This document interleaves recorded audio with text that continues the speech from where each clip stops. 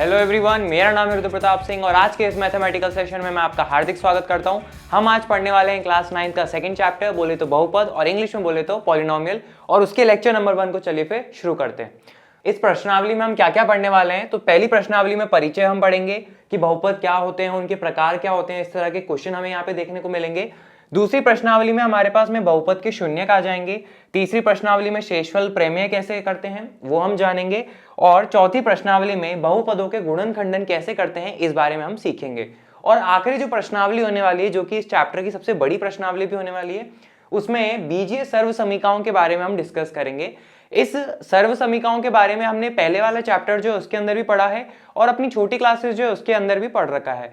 हमने 3 सर्व समीकरण पढ़ी हैं और इसके आगे और सर्व समीकरण आने वाली हैं, तो वो और हम पढ़ने वाले हैं। तो चलिए फिर देखते हैं कि आज हम क्या पढ़ने वाले हैं।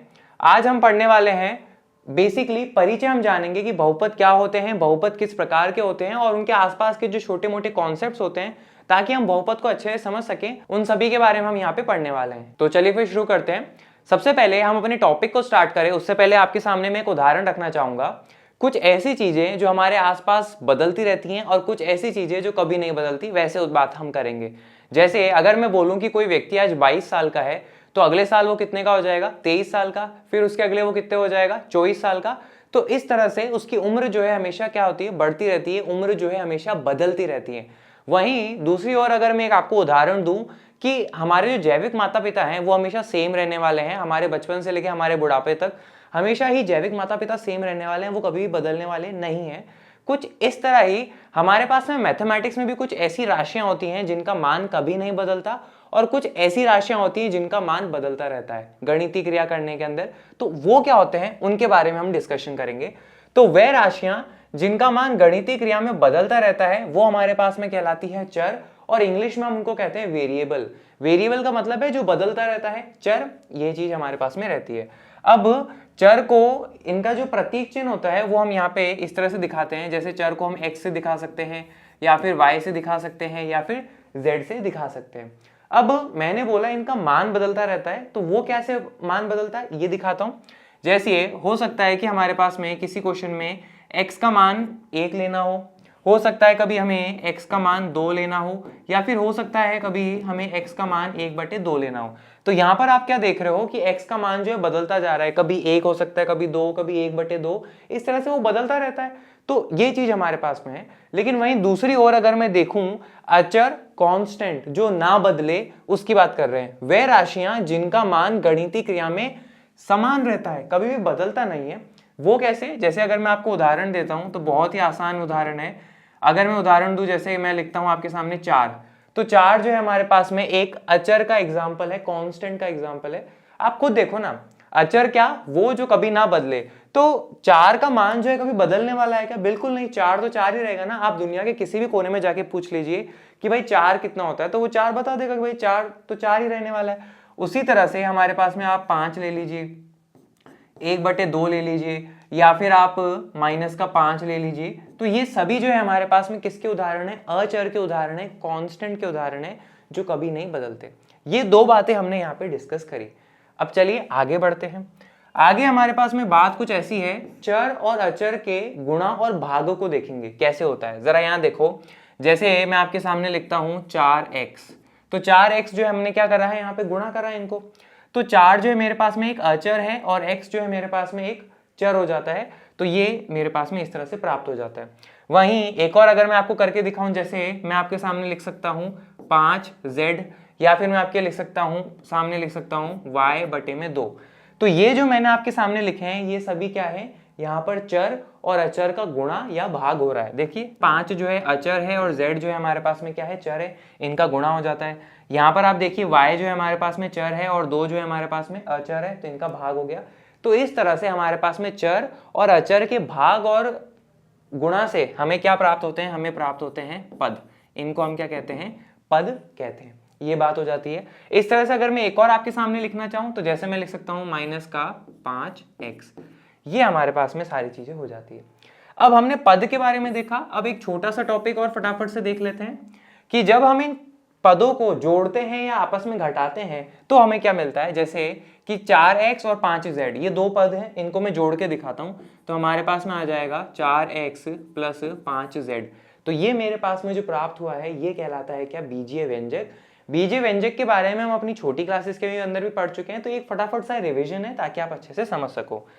इसी तरह से अगर मैं एक और लिखता हूं, जैसे 5z प्लस y बटे 2, तो ये भी हमारे पास में क्या हो जाता है, एक बीजीय व्यंजक हो जाता है। एक अगला उदाहरण लेके आपको दिखाता हूं, जैसे कि मैं अगर कहूं आपके सामने y बटे 2 माइनस का 5x, तो ये सभी जो है मेरे पास में इस तरह से जब हम पदों को जोड़ते हैं या घटाते हैं आपस में, तो हमें क्या प्राप्त हो जाता है, हमें प्राप्त होते हैं बीजीय व्यंजक।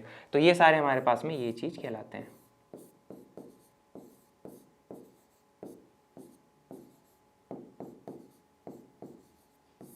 ठीक है, तो मुझे उम्मीद है आपको यहां तक की बात समझ में आई होगी। तो चलिए फिर आगे बढ़ते हैं। अब आगे हमारे पास में जो टॉपिक है वो कुछ ऐसा है कि क्वेश्चन हमें बोलेगा, आपको एक बीजीय व्यंजक दे देगा और उसमें बोलेगा कि उसमें पदों की संख्या ज्ञात करिए। एक बहुत ही आसान टॉपिक होने वाला है और बहुत ही एकदम कहते हैं ना कि इजी टॉपिक है, और हमें नंबर देने वाला है और आएगा भी सही। तो चलिए मैं आपके सामने एक बीजीय व्यंजक का उदाहरण लिखता हूं, जैसे कि अभी हमने जो पढ़ के आए हैं उसी का उदाहरण लेते हैं। जैसे मैं आपके सामने लिखता हूं 4x प्लस 5y। क्वेश्चन आपको ये बीजीय व्यंजक दे देगा और पूछेगा कि इसमें कितने पद हैं ये आप बताइए। तो बहुत ही आसान हो जाता है हमारे पास में। हम यहाँ पे बोलेंगे कि हमारे पास में जो पहला पद है वो ये हो जाता है प्लस का 4x। आप बोलोगे सर यहाँ पे प्लस क्यों बोला, प्लस तो कहीं लिखा हुआ नहीं है। तो एक बात समझिए कि अगर हमारे सामने प्लस का साइन नहीं लिखा होता है तो भी हम वहां पे मान लेते हैं, माइनस का साइन तो हमेशा दिखाना रहता है, लेकिन प्लस का साइन हम दिखाते नहीं है। ठीक है, तो ये हो गया। तो प्लस का 4x जो है हमारे पास में पहला पद हो जाता है, और दूसरा पद जो है वो हमारे पास में क्या हो जाता है, प्लस का 5y। देखो प्लस का 4x और दूसरा पद हो जाता है प्लस का 5y। तो यहाँ पे हमारे पास में कितने पद है, दो पद हो जाते हैं। बस ऐसे ऐसे क्वेश्चन हमारे पास में रहते हैं। एक और उदाहरण मैं आपको देता हूं। अगर मैं आपके सामने कहता हूं जैसे कि x की घात 2 प्लस 5x प्लस 4, तो क्वेश्चन आपसे बोलेगा कि इस बीजीय व्यंजक में कितने पद है। तो बहुत ही आसान हो जाएगा। आप यहाँ पे बोलोगे सर कि हमारे पास में यहाँ पे 3 पद होने वाले हैं। देखिए सबसे पहला पद तो क्या हो जाएगा, प्लस का x स्क्वायर। ठीक है, प्लस का x स्क्वायर। दूसरा पद जो है वो क्या हो जाएगा, प्लस का 5x हो जाएगा। और तीसरा जो पद है हमारे पास में वो क्या हो जाएगा, प्लस का 4। ये 3 पद हो जाते हैं। आपको मैं यहाँ पे एक चीज बोलूंगा कि जब भी आप पद बोलें तो हमेशा प्लस और माइनस का साइन जो होता है उसको हमेशा बोलिएगा, और खासकर कि प्लस का तो बोलिए, क्योंकि अगर प्लस का बोलोगे तो माइनस का भी बोलोगे, और कभी कभी ये चीज गड़बड़ भी हो सकती है। कैसे गड़बड़ होती है, मैं जैसे आपको उदाहरण देता हूं। अगर कभी हमारे पास में एक इस तरह का बीजीय व्यंजक हो,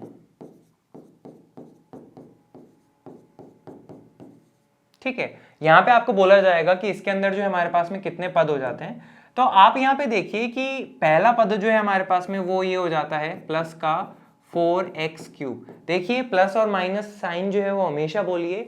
प्लस का बोलेंगे तो हमें माइनस की भी आदत रहेगी, और दूसरा पद जो है हमारे पास में वो क्या होगा, माइनस का 5x² जो है दूसरा पद होगा। अगर साइन की आदत नहीं रहेगी तो इसका अगर आप माइनस खा गए और आपने बोला दूसरा पद है 5x², वो गलत हो जाएगा। हमें माइनस बताना जरूरी है, इसलिए मैं आप प्लस और माइनस दोनों को बोलिए ताकि आपका सही रहे। तीसरा जो पद है हमारे पास में वो क्या है, प्लस का 4x ये हो जाता है, और फाइनली जो लास्ट है वो क्या हो जाता है, प्लस का 2। तो इस बीजीय व्यंजक में हमारे पास में 4 पद हो जाते हैं। तो इस तरह से हमारे पास में जो प्रश्न आएगा कि इस बीजीय व्यंजक में कितने पद हैं और कौन कौन से हैं, तो आप बोलेंगे इसमें 4 पद हैं और ये सारे हमारे पास में हो जाते हैं। तो ऐसे सिंपल टॉपिक रहता है। तो चलिए फिर आगे बढ़ते हैं। अगला हमारे पास में जो टॉपिक है वो है गुणांक निकालने के बारे में रहेगा। इसको कैसे करेंगे, तो चलिए देखते हैं। मानिए आपके पास में एक उदाहरण दे रखा है कुछ इस प्रकार से, 4x² प्लस 5x। आपको यहाँ पे इस तरह से क्वेश्चन दे दिया। अब क्वेश्चन आपको कहता है यहाँ पे कि भाई x² का जो है हमारे को गुणांक निकाल के बताइए। अब x² का गुणांक किससे निकालेंगे, ये देखिए कि भाई x² के साथ में जो अचर संख्या लिखी होती है ना वो उसका गुणांक है। फिर से x² के साथ में जो अचर संख्या लिखी है वो उसका गुणांक हो जाएगा। तो x² के साथ में अचर संख्या क्या लिखी है हमारे पास में, 4, और कोई साइन नहीं है तो ऑटोमेटिकली वो प्लस का 4 हो जाता है। तो x² का गुणांक ही हो जाता है। अगला आपको बोलेगा कि भाई x का गुणांक बताइए। तो x का गुणांक कैसे निकालेंगे, x के आगे जो हमारे पास में अचर संख्या लिखी है वो उसका गुणांक हो जाएगा। तो यहाँ पे हमारे पास में क्या आ जाएगा, प्लस का 5। तो ये हमारे पास में सिंपल सा उदाहरण हो जाता है। अगला एग्जाम्पल मैं आपको देता हूँ कुछ ऐसा, -4u³ + 5u² -6u। ये आपके सामने एक बीजीय व्यंजक का उदाहरण हो गया और आपको यहाँ पे कहा जाएगा कि भाई u³ का u³ का जो है गुणांक निकालिए। तो आप किस तरह से निकालेंगे, देखिए u³ के आगे ये रही u³, इसके आगे या इसके साथ में जो अचर संख्या लिखी है वो उसका गुणांक हो जाता है। तो u³ के साथ में हमारे पास में क्या लिखा है, -4 लिखा है, तो वो उसका क्या हो जाएगा, गुणांक हो जाएगा। अगला क्वेश्चन आपसे बोलेगा कि भाई u² का गुणांक निकालिए। तो u² के साथ में जो हमारे पास में अचर संख्या है ना वो उसका गुणांक होगा, तो ये आ जाएगा प्लस का 5। अगला आपसे बोलेगा कि भाई u का गुणांक निकालिए। तो u के साथ में जो अचर संख्या लगी हुई है साइन के साथ में, वो हमारे पास में उसका गुणांक निकाल देंगे। तो इस तरह से हम गुणांक यहाँ पे निकाल सकते हैं। एक अगला उदाहरण देता हूं मैं आपको, ऐसे 3-4 उदाहरण देंगे अलग अलग टाइप के, ताकि आपको अच्छे से समझ में आए। अब मैं आपको जैसे उदाहरण देता हूं, -6u³ + 5u³ -9u² + 10u + 7, ये हमारे पास में लिखा हुआ है। तो ये फाइनल एग्जांपल लेने वाले हैं, इसलिए बड़ा सारा आपके सामने ले लिया। यहाँ पे आपको कहा जाएगा कि भाई गुणांक निकालिए। तो अभी हम जैसे कर रहे हैं बहुत ही आसान, सबसे पहले हमने बोला भाई u⁴ का गुणांक निकालिए। तो कैसे निकालेंगे आप यहाँ पे देखेंगे कि u⁴ के साथ में जो हमारे पास अचर संख्या है वो उसका गुणांक हो जाएगा, तो मैं -6 लिख दूंगा। फिर u⁴ का अगर गुणांक निकालने को बोला जाए तो आप बोलोगे u⁴ के साथ में जो अचर संख्या है वो हो जाता है प्लस का 5, वो उसका गुणांक हो जाएगा। फिर u⁴ का अगर मैं गुणांक निकालना चाहूंगा तो वो हो जाएगा मेरे पास में, बोलो कितना, -9। देखो उसके साथ जो अचर संख्या लगी है। फिर आपको बोला जाएगा u⁴ का गुणांक निकालिए, तो वो हमारे पास में आ जाएगा प्लस का 10। अब यहां तक तो सभी कर देंगे, पर अब आने वाला है क्वेश्चन, आपसे बोलेगा कि भाई u⁴ का गुणांक निकाल के दिखाओ। आप बोलोगे सर u⁴ दिख रहा है, 3 दिख रहा है, 2 दिख रहा है, 1 दिख रहा है, ये u⁴ तो दिख ही नहीं रहा, इसका क्या सीन है। तो चलिए इस बारे में मैं आपको सिखाता हूं कि आखिर ये u⁴ हमें दिख तो रहा नहीं है, फिर इसका क्वेश्चन ने कैसे पूछा है। आप यहाँ पे देखिए कि हमने छोटी क्लासेस में एक चीज पढ़ी है और चैप्टर 1 जो है 9th क्लास का उसके अंदर भी पढ़ा है कि कोई भी चर या अचर संख्या की घात अगर हम 0 कर देते हैं तो उसका मान जो है हमेशा 1 के बराबर होता है। फिर से, किसी चर या अचर की जो घात 0 होती है उसका मान हमारे पास में हमेशा कितना होता है, 1 हो जाता है। ये चीज है। तो इस कंसेप्ट का अगर मैं यूज करते हुए इसको मैं अगर फिर से लिखूं तो ऐसे लिख सकता हूं कि देखो -6u⁴ + 5u⁵ -9u⁵ + 10u + 7 तो मैंने लिख दिया। अब इसके साथ में मैं ये लिख दूंगा गुणा में u⁴। अब देखो u⁴ का मान हमारे पास में कितना है, 1, तो 7 को 1 से गुणा कर रहा हूं तो 7 ही है। तो ऐसे में बीजीय व्यंजक तो नहीं बदला है, बस दिखाने का हमने तरीका बदल लिया यहाँ पे, और हमें देखने लग गया u⁴ क्या है। तो हमें देखते पता लग रहा है कि भाई u⁴ का हमारे पास में जो गुणांक है वो कितना हो जाता है, प्लस का 7। तो मुझे उम्मीद है आपको ये समझ में आया होगा। तो ये हमारे पास में गुणांक निकालने का सारा कॉन्सेप्ट रहता है। तो चलिए फिर आगे बढ़ते हैं। अगला टॉपिक जो है हमारे पास में एट द एंड फाइनली आ जाता है कि आखिर बहुपद क्या होते हैं, और इनको हम इंग्लिश में कहते हैं पॉलिनोमियल्स।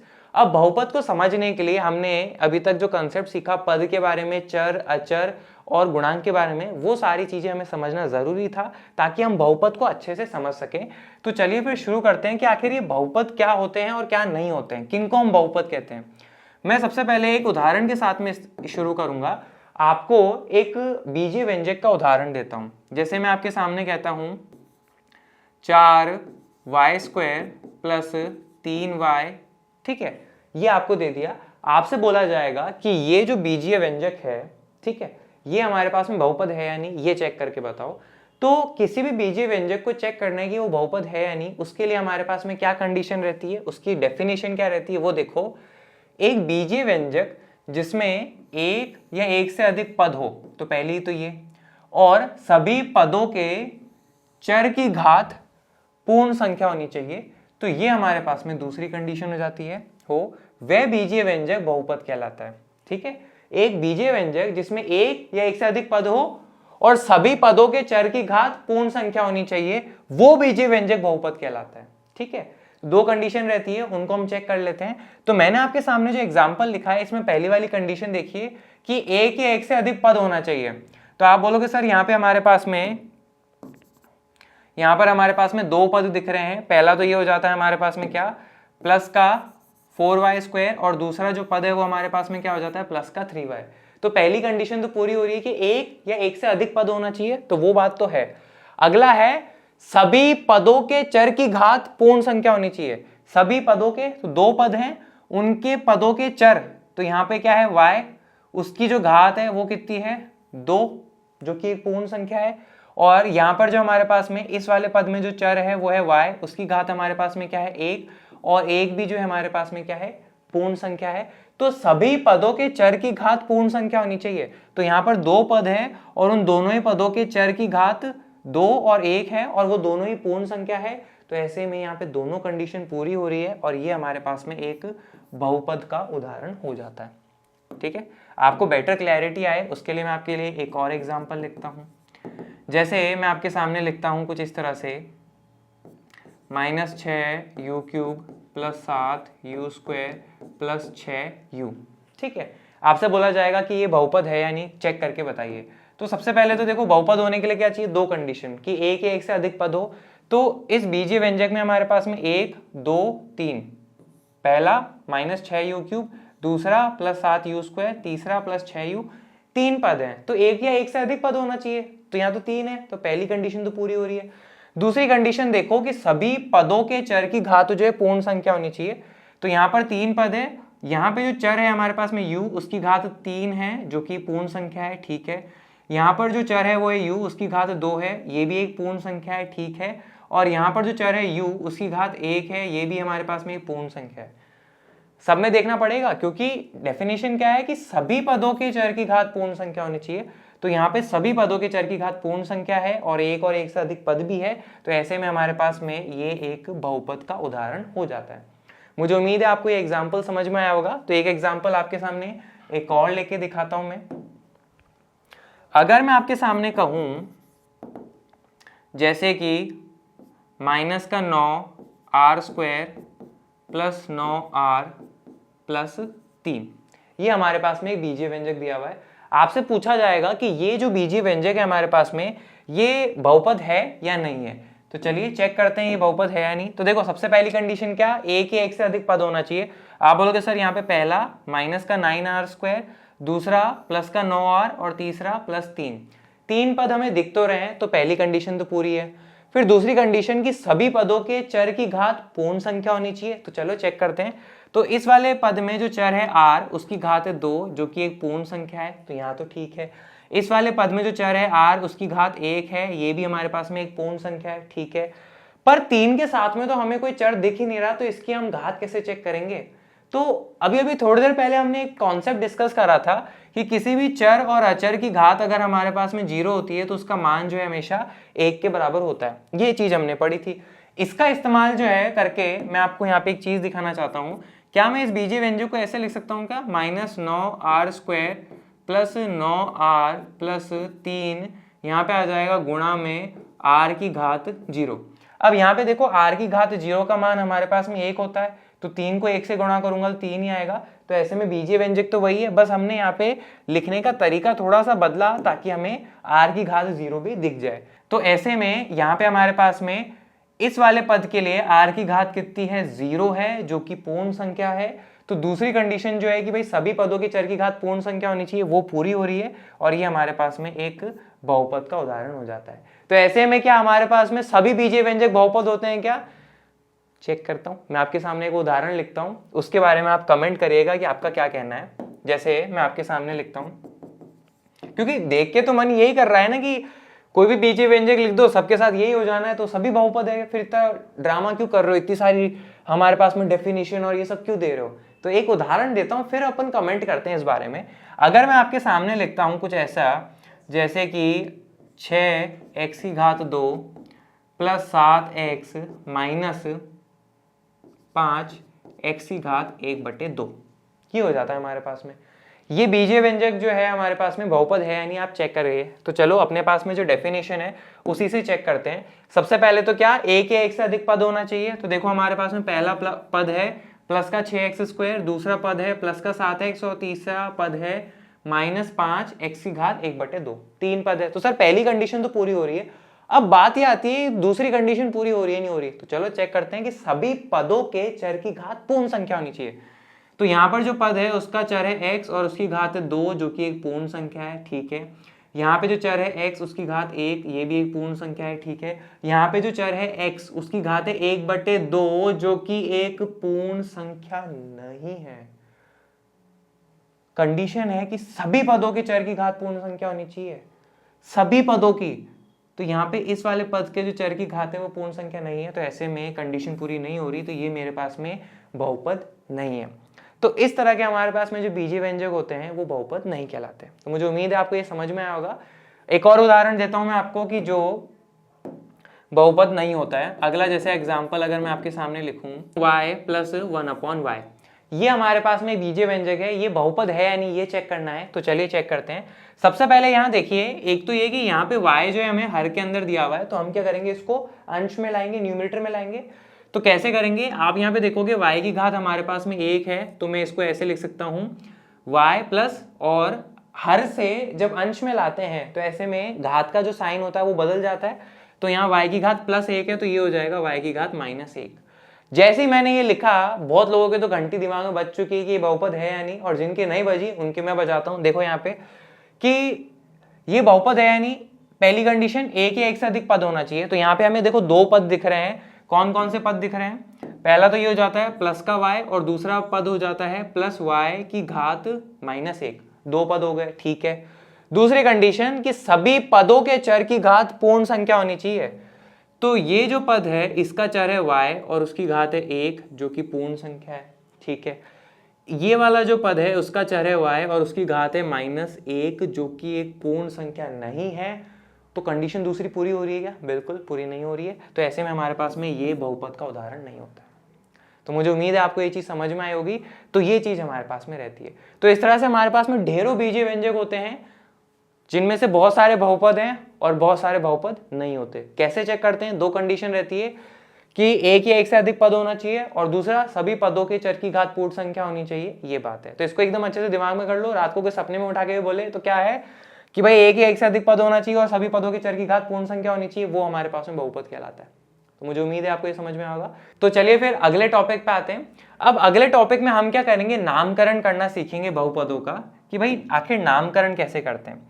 दोस्तों बात ये आ जाती है कि नामकरण आखिर करना क्यों है। जैसे अगर हम अपनी क्लास में बैठे हुए होते हैं और आप इतने सारे बच्चे कमेंट्स करते हो, तो हमें नाम से ही तो पता लग रहा है ना किसने कमेंट किया होता है, ठीक है। तो जैसे मेरा नाम रुद्र है, कोई क्लास के अंदर 40 बच्चे बैठे हो कि भाई ये सुरेश है, ये रमेश है, तो नाम से क्या पता लग जाता है। अब मैं बोलूँ ये वाला बहुपद, ये वाला बहुपद, ये वाला बहुपद, आप बोलोगे सर कौन सा वाला बहुपद। तो ऐसे में हम क्या करते हैं, इनका नामकरण करना सीखते हैं। वो कैसे रहेगा, बताना ईजी रहता है और तो क्या। जैसे सबसे पहला वाला ये बहुपद है, इसका मेरे को नामकरण करना है। देखो नामकरण करने के लिए मैथमेटिक्स की बातें हैं तो ऑब्वियसली कोई रमेश या सुरेश नाम तो होने से रहा, मैथमेटिक्स के हिसाब से नाम होंगे। इसका मैं अगर नामकरण करता हूं तो नामकरण करने के लिए हम क्या करने वाले हैं, कुछ ऐसे करेंगे। देखिए मैं इसका नामकरण कर देता हूं। नामकरण हम यहाँ पे ऐसे कर सकते हैं, जैसे मैं किसी का नाम रख दूं P, किसी का नाम रख दूं Q, किसी का नाम मैं रख सकता हूं S, किसी का नाम मैं रख सकता हूं T। इस तरह से हम इनके अलग अलग नाम रख सकते हैं। इसका नाम जैसे मेरा मन हो रहा है कि इसका नाम मैं रख देता हूं क्या, P, ठीक है। इसका नाम P रख दिया। फिर इसके आगे क्या करिए, आप एक ब्रैकेट बनाइए, ठीक है। उस ब्रैकेट में ये लिखिए कि ये जो बहुपद है किस चर में है। तो ये वाला जो बहुपद है y चर के अंदर हमें देखने को मिल रहा है, तो यहाँ पे आप y लिख दीजिए। ये इसका सिंपल सा नामकरण करने का तरीका है। और इसका नाम आप बोलोगे कैसे, आप बोलोगे सर इस बहुपद का नाम है पी वाई। क्या है, पी वाई। पी तो इसका नाम हो जाता है और वाई चर के अंदर ये बहुपद है, ये चीज हम यहाँ पे बताते हैं। तो बहुत ही सिंपल रहता है। अब जैसे ये वाला है तो इसका मैं आपको नामकरण करके दिखाता हूँ। जैसे वहां पे पी रखा तो इसका मैं नामकरण कर देता हूँ, क्यू कर देता हूँ, ठीक है। फिर ब्रैकेट में मेरे को ये लिखना है कि ये जो बहुपद है हमारे पास में किस चर में है। तो ये बहुपद u चर के अंदर है, तो इसका जो नाम है वो हमारे पास में क्या हो जाएगा, क्यू यू। बस सिंपल सा। आप क्या करिए, कोई भी इंग्लिश अल्फाबेट लीजिए, वो रख दीजिए और ब्रैकेट में लगा दीजिए कि भाई वो बहुपद किस चर में है, वो उसका नाम हो जाता है। इस तरह से इसका नाम लिखेंगे क्या, अरे भाई कहाँ जरूरत है, ये तो बहुपद ही नहीं है, तो इनके नाम लिखने की झंझट हम क्यों लें। एक लास्ट इसका भी मैं लिख लेता हूँ, जैसे इसका मैं नाम लिख लेता हूँ टी, और ब्रैकेट लगाओ, ब्रैकेट में आप ये लिख लीजिए कि ये बहुपद किस चर में है, तो ये आर चर के अंदर है, आर और आगे आ जाएगा इक्वल का साइन, और आगे आ जाएगा इक्वल का साइन। इसका जो नाम है वो क्या हो जाएगा हमारे पास में टी आर, तो देखो टी तो इसका नाम है और ये आर चर के अंदर बहुपद है, तो ये हो जाता है टी आर। इस तरह से हम यहाँ पे नामकरण का कर सकते हैं और हम समय के साथ में बेहतर सीखते जाएंगे। तो मुझे उम्मीद है आपको यहाँ तक की जो बातें हैं सारी समझ में आई होगी। तो ऐसे में आपको कोई भी बीजीय व्यंजक दे दिया जाए वो बहुपद है या नहीं, आप चेक कर सकते हैं। तो चलिए फिर आगे बढ़ते हैं। अब दोस्तों हमें क्या पढ़ना रहेगा, अगला टॉपिक है। अगला टॉपिक ये है कि भाई बहुपद के प्रकार पदों की संख्या के अनुसार। अब जैसे हमने क्या देखा कि कुछ बहुपद जो होते हैं हमारे पास में 2 पद के होते हैं, कुछ बहुपद जो है हमारे पास में 1, 2, 3 पद के होते हैं।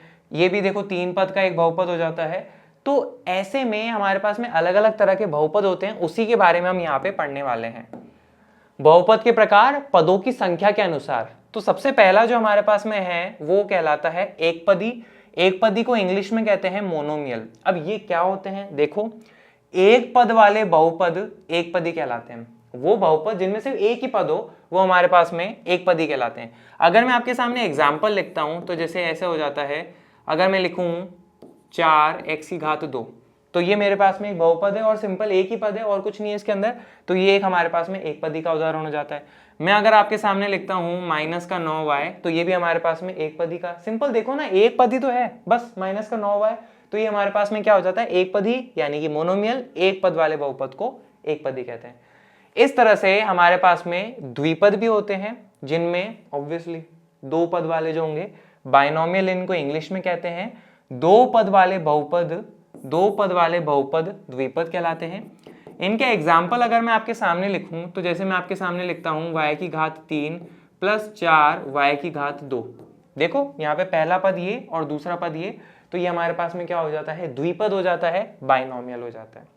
एक अगला उदाहरण मैं आपके सामने अगर लिखता हूं -r² + 7r, तो ये भी हमारे पास में क्या हो जाता है, 2 पद वाला है, तो यानी कि द्विपद, इंग्लिश में बोले तो बाइनोमियल। अगला आते हैं हमारे पास में त्रिपद, जिसको कि हम कहते हैं क्या, ट्राइनोमियल। 3 पद वाले बहुपद हमारे पास में क्या कहलाते हैं, वो त्रिपद कहलाते हैं। इनके उदाहरण मैं आपको देता हूं, जैसे अगर मैं आपके सामने लिखता हूं -8z² + 9z + 6, तो ये मेरे पास में 3 पद वाला बहुपद है, तो ये हमारे पास में क्या कहलाते हैं, त्रिपद, इंग्लिश में बोले तो ट्राइनोमियल।